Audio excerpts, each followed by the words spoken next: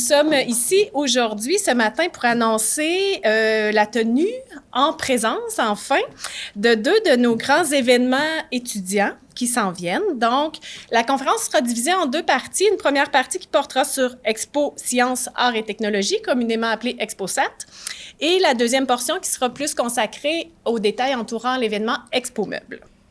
Ces deux événements-là, ce sont deux événements qui sont extrêmement importants pour l'organisation, le Cégep de Victoriaville, mais c'est aussi et surtout quelque chose de super important pour les élèves.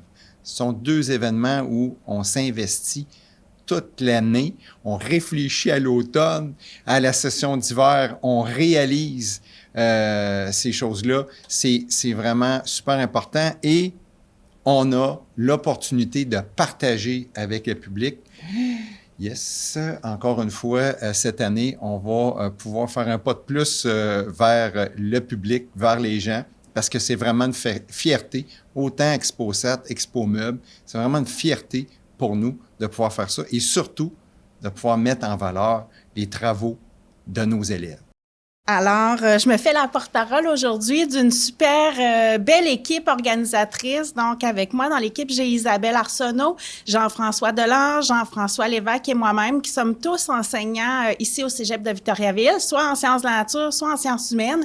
Et puis, cette équipe-là de feu a décidé de vous préparer une toute nouvelle 29e édition. J'ai le goût de dire, c'est presque la version 3.0 d'ExpoSat. Cette nouvelle formule-là, on la voulait de style un peu plus, cette année, démarche scientifique universitaire. Donc, ce qu'on propose, c'est vraiment un colloque d'une journée, une nouvelle façon de faire où les étudiants vont être regroupés en sous-groupes, donc au complexe 905, en sous-groupe, le matin et l'après-midi, où ils vont avoir à présenter tour à tour, donc, leur projet d'épreuve synthèse de programme, qui est le projet qu'ils présentent pour l'Expo Sciences.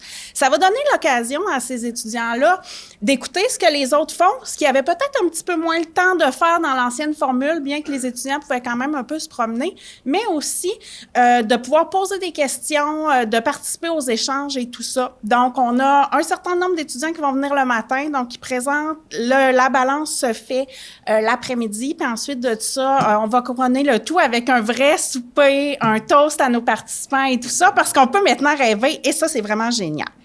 Donc, c'est sûr que pour le grand public, les gens vont être invités à assister à un ou l'autre des blocs, donc soit le bloc du matin ou soit le bloc de l'après-midi. Ils sont aussi divisés en sous-groupes, là, si jamais il y en a qui, c'est des parents qui veulent venir voir l'équipe plus spécifique de leur enfant. Donc, un premier bloc de 9h à midi, puis l'autre de 13h à 16h. Évidemment, ExpoSat, vous le savez déjà, c'est aussi un concours. Il y a des prix à gagner. Donc, encore cette année, on n'y fait pas exception. Il va y avoir des bourses pour les différentes équipes gagnantes par catégorie. Tout à l'heure, j'ai dit, il y a 2 programmes préuniversitaires qui participent cette année. C'est 4 catégories. Donc, on a sciences physiques, on a sciences de la vie, on a gestion et on a intervention sociale. Donc, pour nos 29 équipes en tout, puis c'est environ 110 étudiants. Donc, certains chanceux, parce qu'on sait que tout le monde a travaillé super fort, vont gagner des bourses. Puis il y aura aussi d'autres prix qui sont les prix coup de cœur des participants. Donc, on avait avant ce qu'on appelle une espèce de vote inter-équipe. Cette année, on va faire voter les équipes par bloc entre eux pour qu'on puisse voir justement parmi les équipes, en toute convivialité, quelles sont les équipes là, qui ont été le plus appréciées justement de leur public étudiant. En gros, finalement, c'est sûr qu'ExpoSat, c'est un concours, c'est une exposition, c'est les épreuves synthèse de nos étudiants, mais surtout pour nous, c'est l'occasion pour les élèves de vivre une vraie expérience de communication style études supérieures. Donc, nos étudiants, ils vont terminer cette année, ce sont tous des finissants, on est super fiers d'eux. On veut les préparer pour qu'ils aient le plus d'outils possible pour leurs futures études, parce que là, c'est sûr qu'on est du préuniversitaire, mais aussi pour le marché du travail. C'est pour ça que je dis, on invite tout le monde. On pense que la communication, c'est vraiment quelque chose d'essentiel.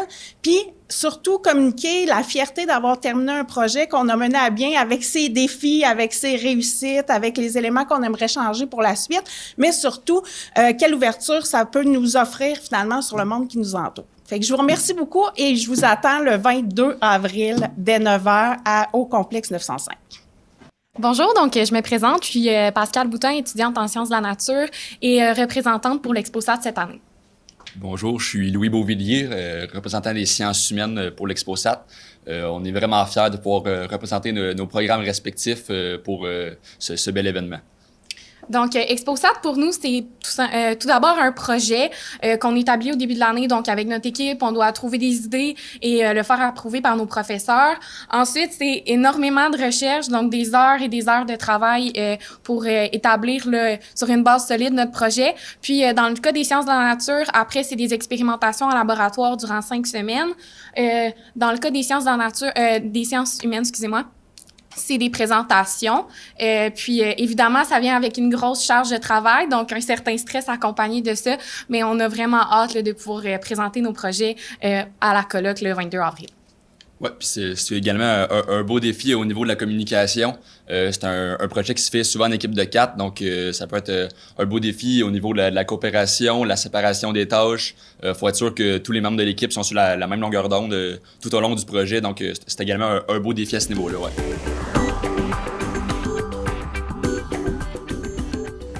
Je suis vraiment fier cette année parce que c'est notre 50e. Ça va être le 50e Expo Meuble à l'École nationale. Puis en fait, on invite les gens à venir découvrir le résultat, comme c'est indiqué sur l'affiche. Et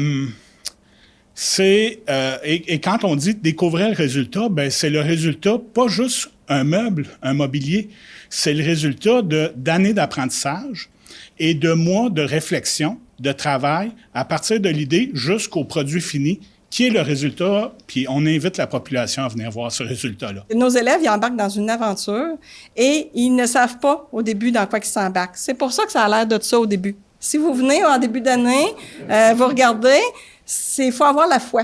Et c'est ça qui et c'est ça qui m'impressionne le plus de mes élèves, c'est que année après année, ils ont la foi, ils ont une petite flamme, puis on est très, très fiers, toute l'organisation d'Expo Meuble, on est très fiers d'attiser cette flamme-là.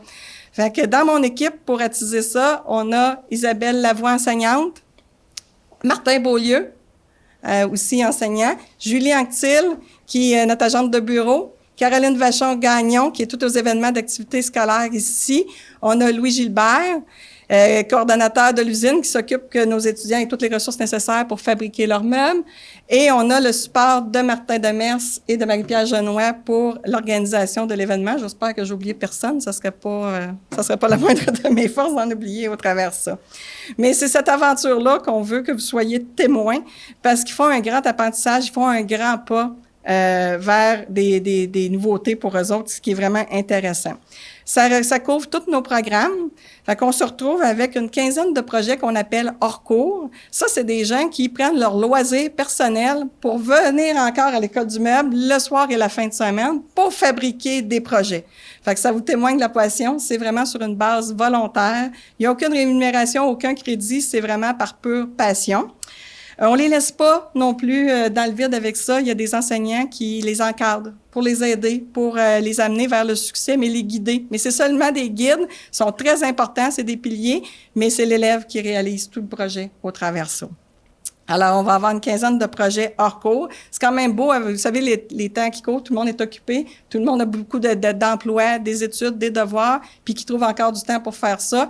On peut vous dire, M. Pelletier, que ce qui s'en vient comme cohorte dans les prochaines années, ça va être des gens passionnés, soyez-en assurés.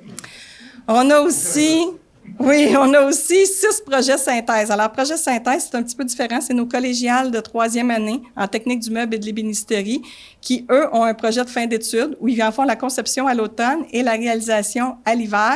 Et on profite de l'événement pour présenter leur projet. Donc, eux, c'est vraiment dans le cadre de leur cours. C'est pour ça qu'on en fait 2 catégories distinctes.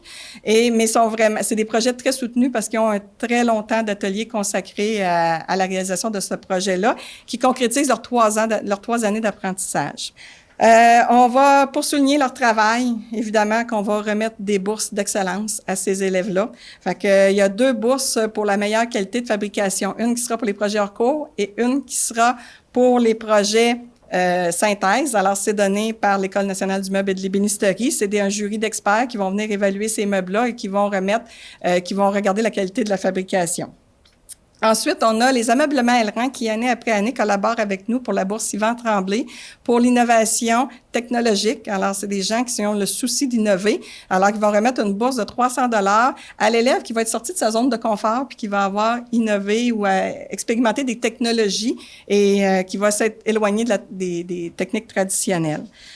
Et finalement, le dimanche, ça c'est en fin de parcours, vous comprendrez pourquoi, c'est nos 2 fameuses bourses coup de cœur. Donc, à la fermeture, on va remettre les bourses coup de cœur qui sont données par l'Association des étudiants de l'École du meuble, qui vont, des bourses de 150 $, qui vont remettre, qui va avoir été le vote du public. Alors, les gens vont être invités à voter pour la catégorie projet hors cours, la catégorie projet synthèse, et on va souligner qu'est-ce qui aurait été qui aurait retenu le cœur du public au travers de la présentation. Alors bonjour, je me présente, Vincent Villeneuve, je suis en DEP rembourrage. C'est ma 2e fois que je vais faire partie de Expo Meubles. L'année passée, dans le cours de mon cadre d'ébénisterie, j'ai fait un lit. Cette année, j'ai décidé qu'en rembourrage, j'allais pousser mes limites et j'ai décidé de reconstruire les bancs de mon automobile. Le rembourrage aussi, dans le fond, c'est pas juste les sofas, les causeuses, c'est vraiment, tu sais, ça peut faire partie des matelas, les bancs de voiture. Faut pas juste penser que c'est des divans, c'est beaucoup de choses. Donc, bonjour, moi, c'est Laurie Hébert. Je suis en DEC 2e année et cette année, à Expo Meubles, moi, je vais faire des chevaux à bascule. Donc, j'ai eu cette idée-là quand mon frère a eu sa petite fille. Donc, je réalise des chevaux à bascule que j'ai fait à la commande numérique. Pour moi, Expo Meubles, ça veut dire quoi? C'est de réinvestir des connaissances qu'on apprend pendant quelques années. Moi, je suis en 2e année, donc ça fait quand même 2 années que je fais ça. Commande numérique, pour moi, ça a été un défi parce que c'est pas quelque chose... l'informatique, c'est pas toujours ma tasse de thé, disons. Puis, ce qui est cool d'Expo Meubles en tant qu'élève, c'est de pouvoir réinvestir justement toutes ces connaissances et ça peut faire aussi une belle pratique pour le projet synthèse quand on est au DEC, que par exemple pour moi, ça va être l'année prochaine. Donc, je vais avoir une idée de c'est quoi préparer un projet de la conception jusqu'à la réalisation, à la présentation aussi au public. Donc, pour moi, c'est ça que ça veut dire faire Expo Meubles.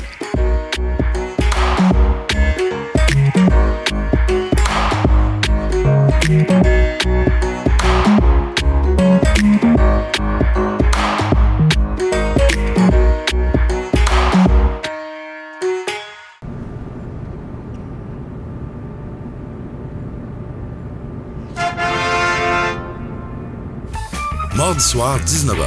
Plus de 1500 $ à gagner. Télébingo, rien d'autre.